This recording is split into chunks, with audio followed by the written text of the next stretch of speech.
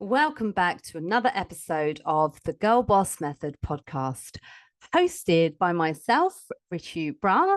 So, tonight's topic is a question that I feel comes up a lot, quite often or a challenge, should I say. Quite often it's, we have goals, whether they are getting toned, getting leaner, dropping body fat, whatever it may be, and maybe even putting on weight as well. There's always a clear roadmap in terms of how to get to that goal. So I thought it would be really interesting to sort of dive into, we could say almost like a part one of maintenance. So let's say you've got to the goal, but what about maintenance? And this is an area where people often don't have any foresight for it because they think, well, let's say, for example, fat loss, they've dropped the body fat, they've lost 10 kilos in body fat, they're looking amazing, they're feeling their best. But that's usually when people will just put the brakes on and they won't think about moving forward or what happens after this. They think, right, I've got it, I've made it, I've got to the goal. And now this is really where we need to start thinking or talking about maintenance, because maintenance is unsexy, if I'm honest. It's not something that pulls people, and they just think maintenance and they don't want to lose their goals or what they've achieved, but they also don't understand how to navigate like a maintenance process or a maintenance period. So achieving your weight and fitness goals is obviously a significant accomplishment, but maintaining those results can be just as challenging. So firstly, I'm going to give you some tips for maintenance. So ideally, we need to think about setting new goals. So obviously, once you've reached your initial goals, you want to think about setting smaller goals to keep yourself motivated. And again, these can be related to other things that are not aesthetic based. So they can be related to strength, to endurance, to even something as random as like flexibility or learning a new skill. So trying out a new activity or learning a new skill. So some of these might include things that are, again, technique based. So maybe even like pole fitness or like Pilates or, going for your first timed event where it's a 10K run, for example. So there are other areas that we can look at that are not related to aesthetics. Definitely one that's a favorite for me would be working on strength goals, because that's definitely something I like to do when I'm looking at a maintenance period, is definitely to try and focus on getting stronger as well. So yeah. And then you want to think about a consistent routine. So sticking to like regular workouts or having a workout schedule can be really beneficial. And that consistency is going to help you maintain the thing that you've basically achieved. And again, that would be step one. The next thing that I would say is looking at maintaining balanced nutrition. Now, I'm going to skip to another slide on this. And for those of you that are listening to the podcast, you might not be able to see any of this, but I just wanted to have a few notes on this because I feel like it's pretty important. But there is an area when it comes to focusing on balanced nutrition that, especially when we're looking at achieving a weight loss, fat loss goal or getting toned, is something called reverse dieting. Now, you may have heard of this term thrown about. I will kind of come into a little bit more detail on this in another training, but just to kind of introduce you into this. But this is gradually increasing your calorie intake after reaching your goal weight to help, again, boost your metabolism and prevent any rapid regain. And the way that you could do this is actually just as simple as starting with like a 50 to 100 calorie increase per week. And again, a lot of the time this will be related to carbohydrates and fats, kind of keeping protein at, a medium, a more moderate level as opposed to quite high. And again, this is just to sort of help you until you reach your like maintenance calorie intake. So one of the other things that we can look at is like macronutrient breakdown. So again, we've kind of mentioned the carbs and the fats, but in terms of like protein, you want to try and aim for a more moderate level. So I would say that, or I would recommend that, sort of looking at 1 to 2, 1.2 to 1.6 grams of protein per kilogram of body weight. And yeah, so again, we'll kind of dive into this a little bit more, in another training, helping you work through this. But I just wanted to kind of touch on this because I just feel like it's quite important. And then another thing that I feel like can help is things like meal planning and preparation. And now this really goes a long way, because the reason being is that, let's say you've been quite consistent with like your tracking and everything. And let's say you decide not to opt for the reverse diet option, and instead you kind of work through meals, and this kind of feeds into the next one as well. But by meal planning and like preparing, you're not going to be, you're going to have that calorie increase working yourself back up to maintenance, but you're not going to be in a position where you're in like a massive surplus. And that's the mistake that people often make, is that they'll go into this deficit, they'll get the goal, and then they just shoot straight up to overeating, or almost like a compensation. And not to say that it massively undoes what you've done, but it can make you feel a bit crap, because all of a sudden, you've have gained weight quicker. That's just, having some acceptance with that. But if you don't opt for reverse dieting, and, look, you understand and you appreciate that there will be some weight regain, appropriately planning and preparing your meals is going to help you here. So again, this ties into mindful eating as well, but kind of trying to stay connected to the food that you're eating, and then also thinking about macronutrient breakdown, not in percentages or grams or anything like that, but literally thinking about protein and thinking about the way your plate looks. And when we think about mindful eating, like taking away any distractions, so not watching telly whilst you're doing this, actually chewing your food as well. Like, it goes without saying that definitely plays a part. And I think, again, it can be something that's really overlooked, because we live fast lifestyles and everything is trying to catch up with stuff. And, maybe you want to unwind and it's like Netflix with some food and stuff. But again, just try and practice this, because I'm telling you, it will help. It will be helpful. And yeah, with the planning and preparation, literally just have your food ready to go. If you've got work, like, know what you're going to have in advance. This is exactly the same as you would do if you were in a calorie deficit and working out that side of things.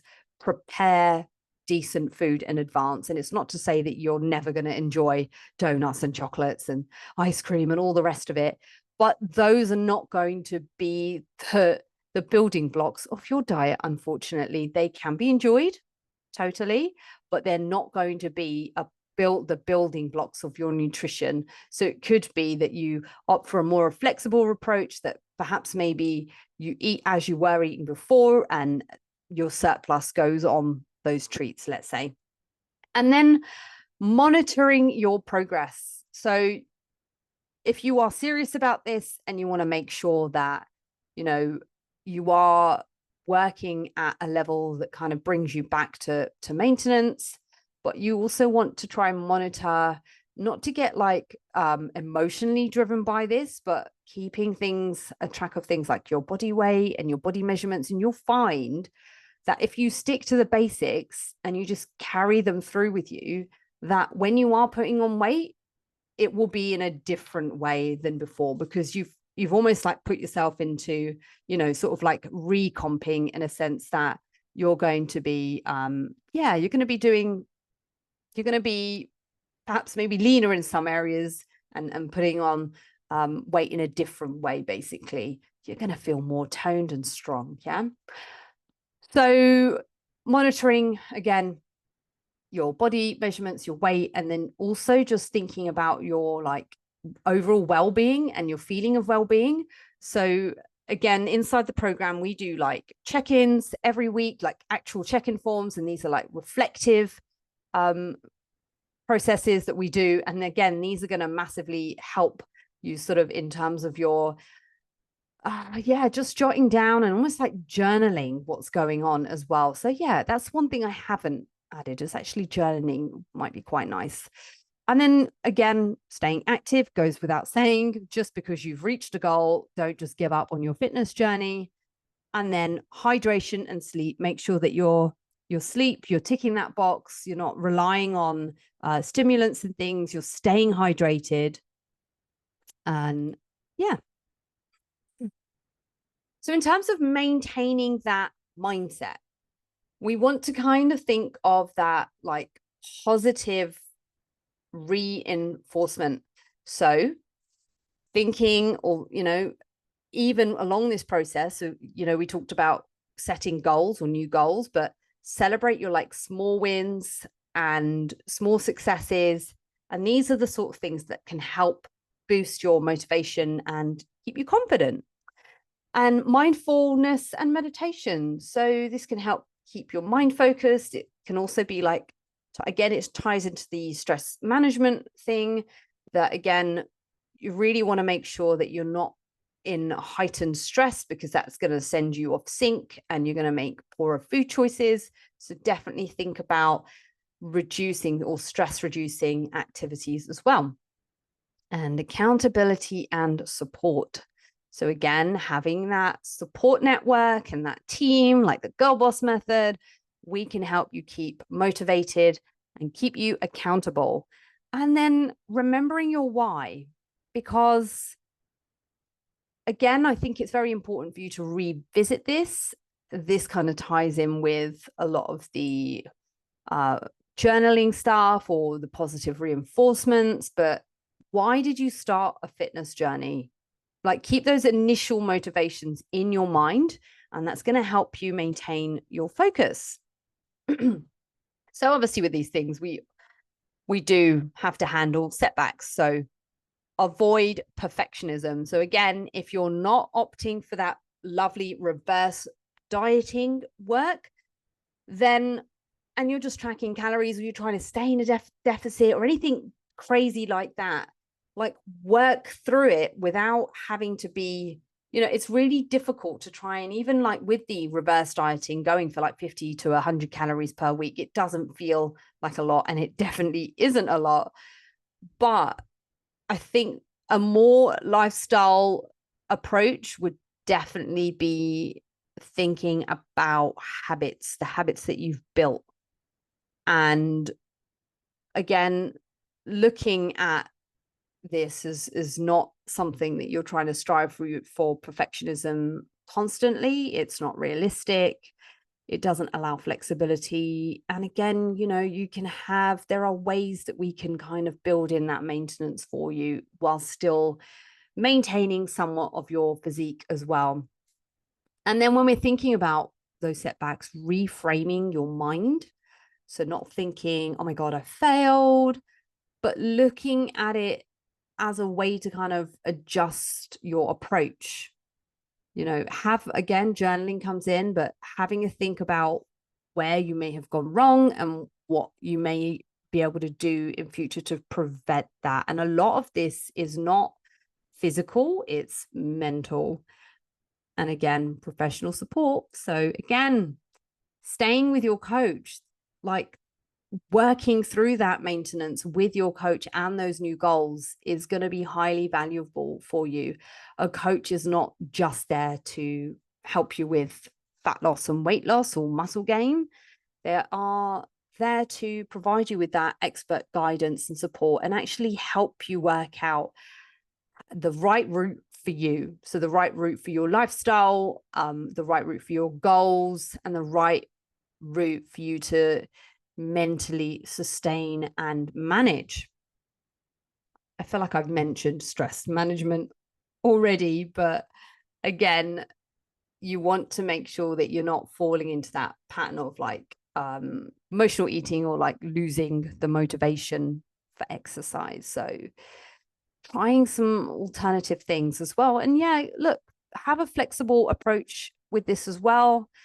There are going to be new areas to like navigate, if you like. You want to be flexible with your routine and allow for those changes. And life can be pretty unpredictable. Again, especially we're in the summer right now. You want to be able to enjoy yourself, and some things are not going to go to plan. You're going to be having more food than you expected. But the thing is, we are the sum of all the things that we do consistently every day in, day out. So when we're thinking about actual plateaus, again, this is probably a good time to, when we're thinking about plateaus, this is probably more related to in terms of like, how do you make progress with your like fitness as well when you are not, again, in that diet mindset? How do you do that? So again, we can look at changing up your routine or your workout schedules, etc. Maybe even throwing some new exercises for you to try and learn. Again, this is going to help with like the boredom aspect. And if you've been someone that's been on a program and you're training 4 times a week, this might be time to take the foot off the pedal in a different way and maybe approach things with like a 2-day split or even a 3-day split, and then couple that in with a different activity. So again, I love a bit of Pilates, and I've tried pole fitness, but I mean, I think that takes a lot of dedication. It's something that I'm definitely keen on maybe getting back into at some point. But that can help with the boredom side of things. So 2-day split with a fun activity. Hey, even netball, like netball this time of year is probably quite fun to do and engaging. So yeah, just working out ways to kind of make things fun. And in terms of like time management as well, like obviously maybe your focus has shifted and you're not so, hell-bent on that goal, so you're not doing everything to get there. Again, still prioritize your fitness. If other things have taken precedence, then have shorter workouts. Maybe look at introducing like supersets and stuff. And ultimately, you do need to prioritize this like physical activity as well, because it's just as important as any other appointment that you might have.